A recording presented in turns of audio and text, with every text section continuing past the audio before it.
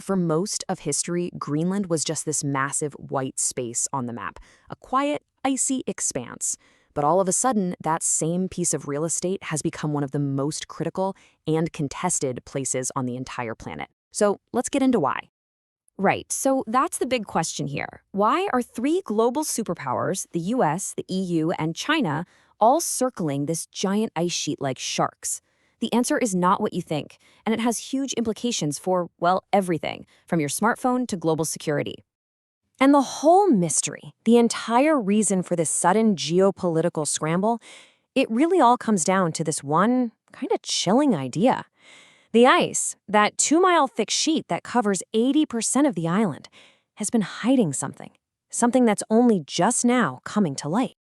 Okay, so let's first dig into this superpower scramble. For decades, nobody really paid Greenland much attention. But now, the US is drafting policy that looks an awful lot like an annexation plan. The EU is pledging billions to keep it in its orbit. And China, well, China is quietly making its own place. The real question is, what do they know that the rest of us are just now figuring out? And that, of course, brings us to what's really at stake. The secret isn't on the surface, it's buried deep, deep underneath. We're going to pull back the curtain on the immense treasure that is forcing the world to completely redraw its strategic maps. Now, when you think of resources in the Arctic, yeah, your mind probably jumps straight to oil and gas, or maybe gold. But this isn't about the 20th century economy. The resource we're talking about here is the very building block of our entire 21st century high-tech world. And here's the answer. Rare earth elements. Neodymium, dysprosium, praseodymium. Yeah, they've got some pretty wild names, but trust me, without these things, the modern world just stops. They're absolutely essential for everything from green tech to our most advanced weapons. So just how big of a deal are we talking about here? Well, just one deposit in southern Greenland at a place called Tanbreez is estimated to hold 28.2 million metric tons of rare earth oxides. To put that into perspective, that's an amount that literally changes the game, capable of reshaping global supply chains almost overnight. So what does a number like that actually mean for you? Well, think about the magnets in a Tesla's electric motor, or the microprocessors inside your iPhone, or the super advanced guidance systems in an F-35 fighter jet, and yeah, even the massive servers that run our AI data centers. These aren't just gadgets, they're the pillars of our entire economy and our defense. And this is the geopolitical bombshell. See, right now, China has a stranglehold on this market. We're talking something like 70% of the global supply and processing. That gives them incredible leverage. A Western-controlled supply coming out of Greenland, it wouldn't just challenge that monopoly, it would completely shatter it. Okay, but it gets even bigger than that. We're not just talking about physical stuff anymore. This is about controlling the entire financial architecture of the next century. Specifically, it's about the future of the US dollar.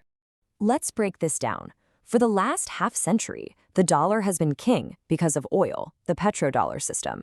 If you wanted to buy energy anywhere in the world, you had to have US dollars. But as we move away from oil, what's going to back the dollar next?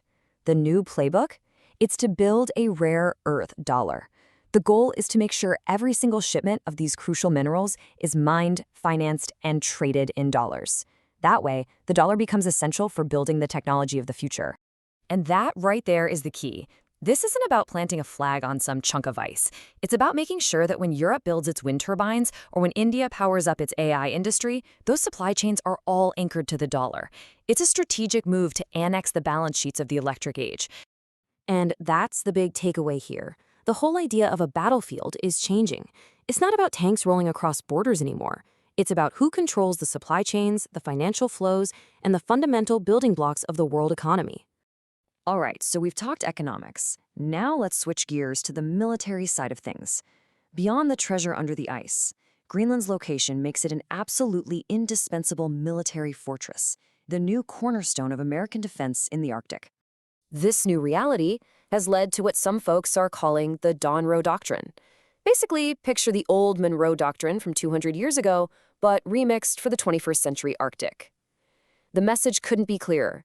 The Arctic is a US-led defense zone, and adversaries like China and Russia are not welcome. And Greenland is the key to enforcing that policy. So what's the threat that's forcing their hand? Well, hypersonic missiles launched from Russia or China would scream right over the North Pole to reach North America. And guess what's sitting right in the middle of that flight path? Greenland. It's become the literal front line of continental defense. Okay, so if Greenland is the new front line, what's its single biggest military advantage? It's not just about parking troops or building new airfields, though that's happening too. It's about something much, much more fundamental. The answer is time. In missile defense, a few extra seconds, well, that's everything. That's the difference between intercepting a weapon and total catastrophe. Because of where it sits, Greenland gives the US the earliest possible warning and those priceless extra minutes to react. It's literally a countdown clock for defending North America. Okay, so for our final piece of the puzzle, let's look at the fallout. This intense American focus on Greenland is creating a massive problem. Instead of uniting the West, it's actually starting to crack the NATO alliance wide open. And you can see exactly why right here. The US is laser-focused on existential defense. They're terrified of China or Russia getting a foothold. But then you have Europe, where the main goal is sovereignty, and their biggest fear, American overreach. And poor Denmark is stuck right in the middle, worried about losing Greenland on one side and its security on the other. Everybody is pulling in a different direction. And what happens when everyone's pulling in different directions? You get a high-stakes bidding war. You've got the US on one side, basically offering a military shield and quick cash. And on the other side, you've got the EU saying, hey, we'll give you billions, but we're going to do it our way, with our rules. It's two totally competing visions for the island's future. And this, right here, really gets to the core of what modern conflict looks like. Look, the winner in the struggle for Greenland isn't going to be the one who fires the first missile. No way. It's going to be the one who signs the first mining permit. That's the real first shot. So, what this all means is we really have to change how we think about global conflict.